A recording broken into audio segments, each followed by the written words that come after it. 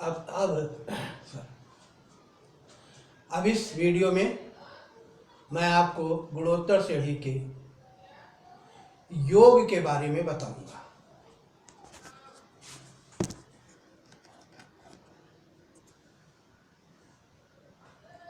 मान लिया हमारे पास एक गुणोत्तर श्रेणी है a प्लस ए आर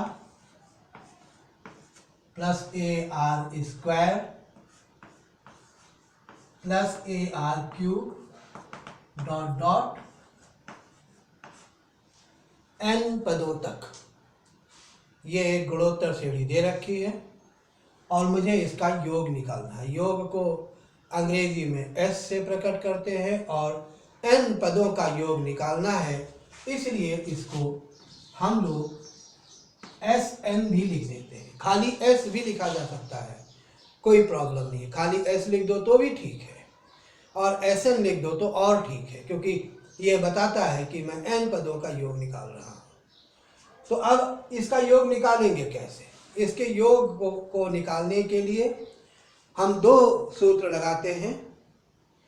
सूत्र वास्तव में है एक ही, लेकिन देखने में वो दो अलग अलग प्रकार का दिखता है और ये इस बात पर निर्भर करता है कि r का मान कैसा है।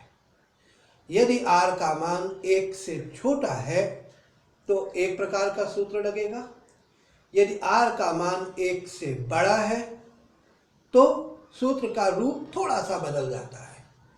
और ये बात तो पक्की है कि r का मान अगर 1 ही है 1, तो इस प्रकार के किसी सूत्र की जरूरत ही नहीं होती, क्योंकि अगर r का मान 1 हो जाएगा तो सारे पद समान हो जाएंगे और सारे पद समान हो जाएंगे तो उनको जोड़ने के लिए डायरेक्ट मेथड है, डायरेक्ट उसका आंसर है और वो है n इंटू पद का मान।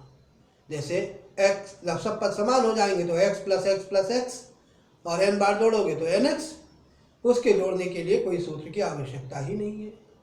तो ये जो मैं सूत्र बताने जा रहा हूँ ये r इज इक्वल टू 1 के लिए लागू नहीं है। ध्यान से समझ लीजिए, सुन लीजिए कि ये जो सूत्र है वो n is equal to 1, r is equal to 1 के लिए लागू नहीं होगा।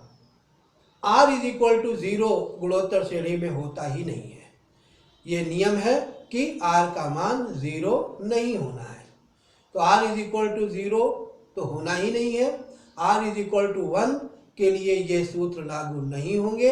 बाकी r का मान कुछ भी हो, प्लस में हो, माइनस में हो, बटे में हो, कैसे भी हो, भिन्न में हो, वर्गमूल में हो, सबके लिए ये सूत्र लागू होगा।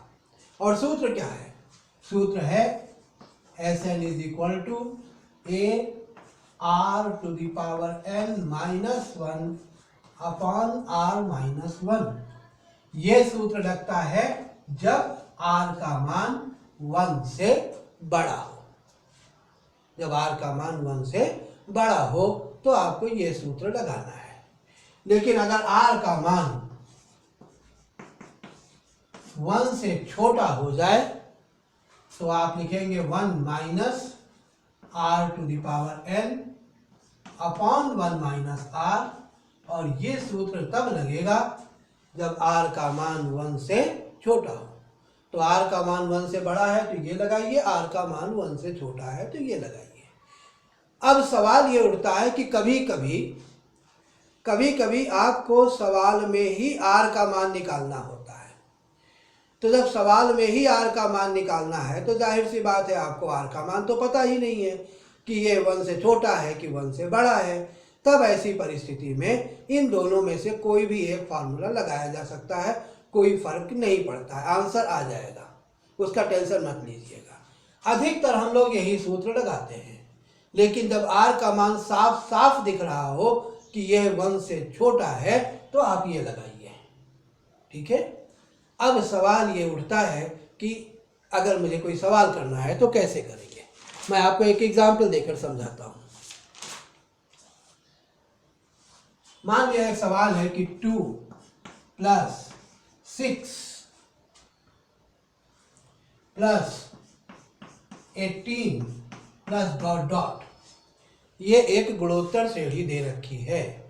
अब वो कहता है इसके कितने, ध्यान सुनिएगा, इसके कितने पदों का योग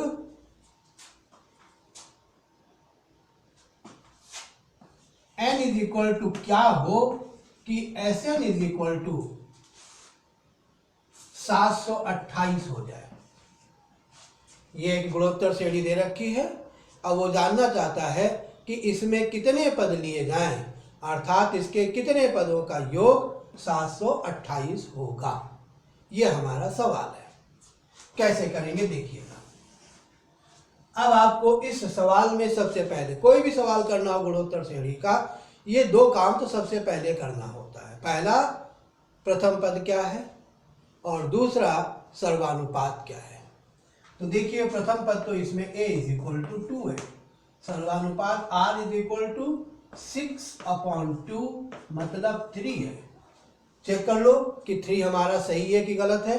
2 3 से गुणा किया 6, 6 में 3 से गुणा किया 18, हाँ ठीक है, यानी r का मान जो हमने निकाला वो सही आया। अब a और r का मान आ गया। हमको Sn भी दे रखा है और Sn इज इक्वल टू 728 दे रखा है। अब हमें n का मान निकालना है। कैसे निकालेंगे, बहुत आसान है। हम Sn की जगह Sn का सूत्र लिख देंगे।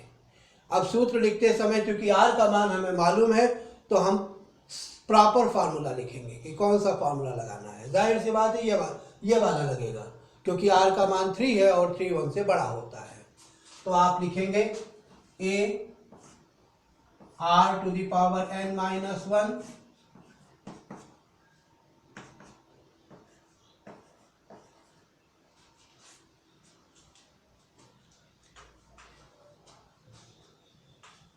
अब a की जगह आप 2 लिखेंगे, r की जगह 3 लिखेंगे, 3 की पावर n लिखेंगे, माइनस 1 लिखेंगे और अपॉन में 3 माइनस 1 और ये बराबर 728। कोई मुश्किल काम नहीं किया गया है। a और r का मान सूत्र में लिख दिया गया है। अब इसके बाद 3 माइनस 1 करेंगे तो 2 होगा और ये वाला 2 ऊपर वाले 2 से कैंसिल हो जाएगा।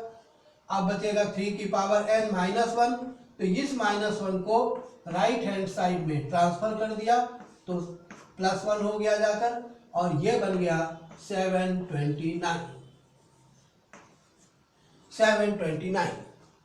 अब देखिएगा यह है 3 की पावर n। अब यहाँ पे आप हल्का सा अपना कहते हैं कि होशियारी भी कर सकते हैं। क्या है, थोड़ा कॉमन सेंस लगाइएगा। इधर 3 की पावर n है तो इधर भी 3 की ही पावर कुछ न कुछ होगी, ये पक्का है। अगर नहीं कर आ रहा है तो इसका मतलब कुछ गलत हो रहा है। तो अब यहाँ पर 729 है तो 3 की पावर कितनी होगी, कैसे निकालें। बहुत आसान तरीका, टीचर से सब नहीं बताते हैं, वो सीधे लिख देते हैं, लेकिन मैं बता रहा हूँ आपको कि राइट हैंड साइड में आप इसको कैसे ब्रेक करेंगे। सबसे पहले देखिए किसकी पावर है, 3 की पावर है, तो इसका मतलब ये भी 3 की ही पावर आएगी। अब आप रफ में जाएंगे और रफ में जाकर 729 के पीसेस करेंगे। कैसे करेंगे देखिएगा। 729 सबसे पहले 3 से, 3 दूनी 6, 1 3 चौको 12 और 3 3 का 9। फिर 3 से, 3 अट्ठे 24, 3 एकम 3। फिर 3 से 27, फिर 3 से 9। ये गारंटी है कि अगर आपका सवाल सही चल रहा है तो 3 ही 3 आएगा और कोई नहीं आएगा। तो 1 2 3 4 5 6 यानी ये हो गया 3 टू द पावर 6। ओके, अब आप यहां पर लिखेंगे 3 की power n is equal to 3 to the power 6। ऐसे करके निकालिएगा। ये काम आपको रफ में करना है। अब 3 to the power n is equal to 3 to the power 6, तो कोई पूछे n इज इक्वल टू कितना, तो आराम से आप बता सकते हो कि यहां पर n इज इक्वल टू 6, अर्थात 6 पदों का योग 728 होगा और यही आपका उत्तर हो गया। तो इस तरीके से हम लोग गुणोत्तर श्रेणी के n पदों के योग का सवाल करते हैं। नेक्स्ट वीडियो में मैं आपको एक और बात बताऊंगा और उसके बाद फिर कुछ और शॉर्ट एग्जाम्पल्स बताऊंगा।